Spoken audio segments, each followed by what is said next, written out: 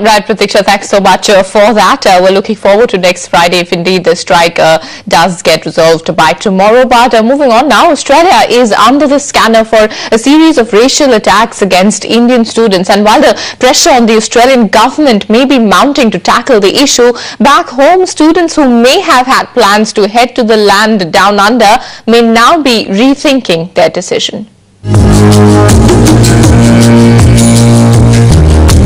The land down under is not only popular with Indian tourists, it has also emerged as a popular education destination for Indian students in the past decade. In 2008, close to 1 lakh Indian students chose to pursue their higher education in Australia. That's about 20% of the international student population in the country. In all, the Australian education sector generated 15.5 billion Australian dollars in 2008. A significant chunk of that revenue can be attributed to Indian students, considering they form the second largest student group after the Chinese in Australia. But the recent spate of attacks on Indian students by locals has both the Indian community and potential students worried. We do have students who initially were going to go to Australia to study, and now they're thinking of other options like the US or UK or Canada or even Singapore, where the overall protection given to the students is greater than what's given in Australia.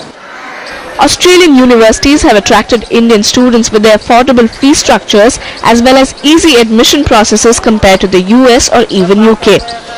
Siddharth Parwani chose to pursue his undergraduation at Australia for the same reasons. But this 22-year-old is back in India after having been a victim of racial attacks. Initially, I had heard a lot about racism. I had heard from friends in the States, I had heard from friends in the UK, but I didn't really expect myself to be in that one of those situations. So when it happened, I was just like, it happened to me. I mean, it's happened to a lot of people. So mentally, I was just like, fine, I just came to terms with it. With several attacks on Indian students in the last month, experts feel Indian applications to study in Australia will go down. Well, I think definitely those who are planning to go after class 12 will think again because they're quite young, parents are more concerned.